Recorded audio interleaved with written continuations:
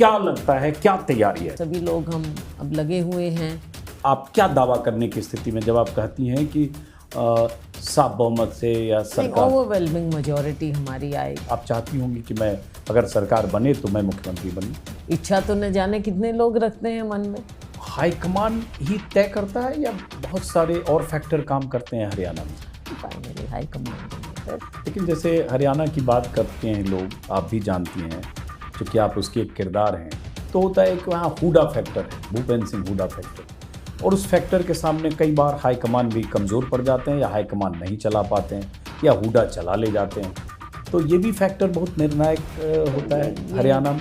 High command को कोई नहीं चला सकता, this is a national party. लेकिन इस बार आप खुलकर दावेदारी बार बार जता रही हैं। मुझे लगता है 3-4 इंटरव्यू आपने दिए हैं। आपने अभी कहा ना कितने साल लगा दिए मैंने राजनीति में। तो ऐसा माना जा रहा है कि कुमारी शैलजा ने अपना हैट रिंग में अभी डाल दिया है।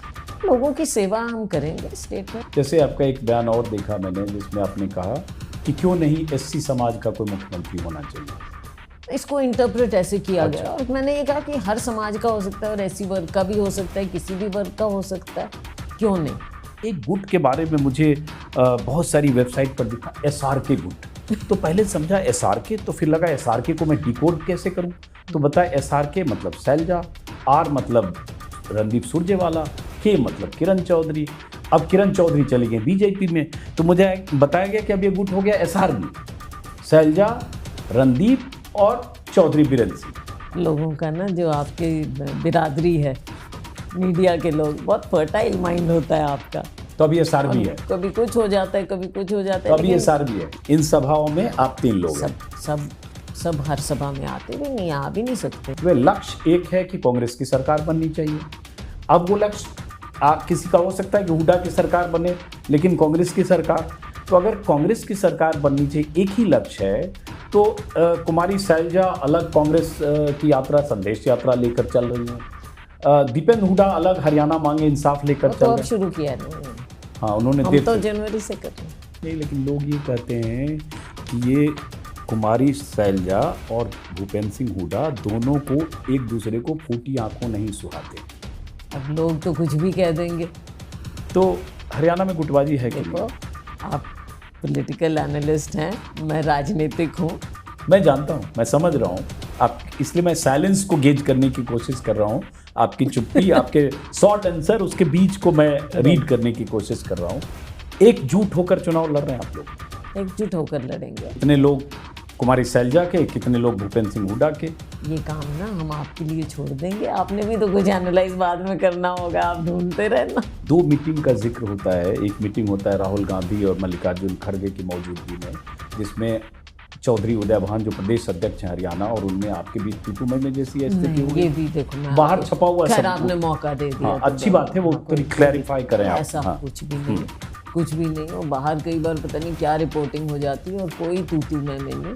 10-15 दिन 20 दिन पहले भी अगर आपने कहा कि लोकसभा में अगर ठीक से टिकट बटे होते तो 10 की जगह 8 सीट या 10 सीट आती, वो कौन सी 3 सीट लूज कर गए या 4 सीट जो आ जाती। अब मैं आपके ट्रैप में नहीं फंसूंगी।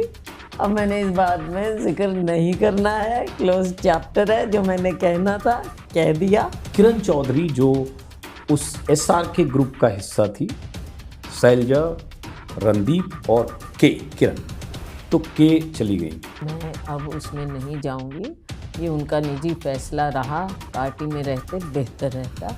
इस तरह से कभी और बैठ के इसके अलावा कोई बातचीत हुई है? कभी होती है ऐसे हुडा और कुमारी शैलजा की बातचीत? कभी कभार कभी कभार मतलब 4-5 साल 3 साल में एक बार? खैर इतना लंबा अरसा तो नहीं, कभी कभार हो जाता। तो ऐसा क्यों है? थोड़ा खुलिए जरा, हम समझना चाहते हैं। आप हरियाणा की इतनी सीनियर लीडर, वो हरियाणा के सीनियर लीडर, जैसा कि मैंने कहा दोनों का लक्ष्य एक है। हमने लक्ष्य ही रखना है, तो कोई ऐसी बात नहीं, इतनी बड़ी बातें नहीं होती, हो जाती हैं बातें ऐसी। तो क्या हम ऐसा देखेंगे कि यूनिफाइड कैंपेन हरियाणा में होगा, या ऐसे ही होता रहेगा कि कुमारी शैलजा, चौधरी बीरेंद्र सिंह, रणदीप सुरजेवाला एक तरफ चलेंगे, दीपेंद्र हुडा, भूपेंद्र हुडा और उनके साथ चौधरी उदय भान एक तरफ चलेंगे? ये तो देखो, सब मुझे नहीं लगता अभी ऐसे भी, अभी तो सब फैल जाएंगे फील्ड में। लेकिन जब हाईकमांड से कोई आते हैं तब एक स्टेज पर सब आ जाए। ये हमेशा हर इलेक्शन में होता है। जिसके ज़्यादा उम्मीदवार जीत कर आएंगे उसकी दावेदारी मजबूत होगी। तो इसलिए हुडा कैंप चाह रहा होगा कि ये 90 टिकट में से 70 कम से कम हमारे खाते में आए। कुमारी शैलजा जोर लगा रही होगी कि कम से कम 30-40 हमारे हों। तो इसमें किसका पलड़ा भारी लग रहा है? ये टिकटों में दावेदारी भी होती है, कोई किसी के साथ जुड़ा होता है, कोई किसी की नज़रों में होता है और किसी ने किसी का काम देखा होता है, तो उस हिसाब से ये खींचतान चलती है। चाहे कुमारी शैलजा के 5-7 उम्मीदवार को ही टिकट मिल पाए तो, चाहे दीपक बावड़िया और जो कमेटी इलेक्शन कमेटी में भूपेंद्र हुडा का दबदबा हो जाए और 90 में से 80 उनके उम्मीदवार को टिकट मिल जाए तो भी। मैं इस पर कोई टिप्पणी नहीं करूँगी। अच्छा, वैसे दीपक बावड़िया भी पक्षपात शायद हुडा के पक्ष में ज़्यादा है, अजय माकन भी पक्ष में ज़्यादा है। ऐसा है कि उस कमेटी में कुमारी शैलजा माइनॉरिटी में है, ज़्यादा दबदबा कब्जा भूपेंद्र सिंह हुडा। मैं कोई टिप्पणी नहीं करूँगी। देखो, जो इस पोजीशन पहले में आप इस पर भी कर चुके हैं। इस पोजीशन में है, नहीं पहले कब का है? हाँ, एक बार आपने कहा है कि दीपक बावड़िया को लेकर कहा। माकन जी तो अभी बने हैं। नहीं, दीपक बावड़िया को लेकर कहा है आपने। अब क्या है, अब सारा कुछ, क्योंकि हम एक लेवल एक्सप्रेस में इंटरव्यू में आपने कहा एक लेवल से ऊपर जा चुके हैं। अब स्क्रीनिंग कमेटी का फैसला आप समझो कि उन्हीं का ही फैसला होगा, क्योंकि स्क्रीनिंग कमेटी सिंगल नेम करके आगे सीईसी में भेजते हैं। वन लाइन रेजोल्यूशन अगर भूपेंद्र सिंह हुडा के नाम से आता है तो कुमारी शैलजा 100% सहमत होंगी। मैंने क्या कहा है? मैंने तो ये कहा है कि हाईकमांड का हर फैसला हमने हमेशा सर माथे पर। बीजेपी अपने मुद्दे बार बार बता रही है, मैं कुछ लेके आ रहा है। कांग्रेस के क्या मुद्दे हैं जिसके आधार पर आपको लगता है कि 10 साल से जो कांग्रेस 2 बार सरकार नहीं बना पाई, इस बार आप बहुमत से सरकार बनाएं? जो 10 साल यहाँ पर केंद्र में इनकी सरकार रही है, राज्य में रही double engine, double so called double engine. लेकिन हरियाणा को क्या मिला है? आप कितने प्रोजेक्ट्स लेकर आए हैं? क्या आपने कितने बिजली घर आपने स्थापित किया?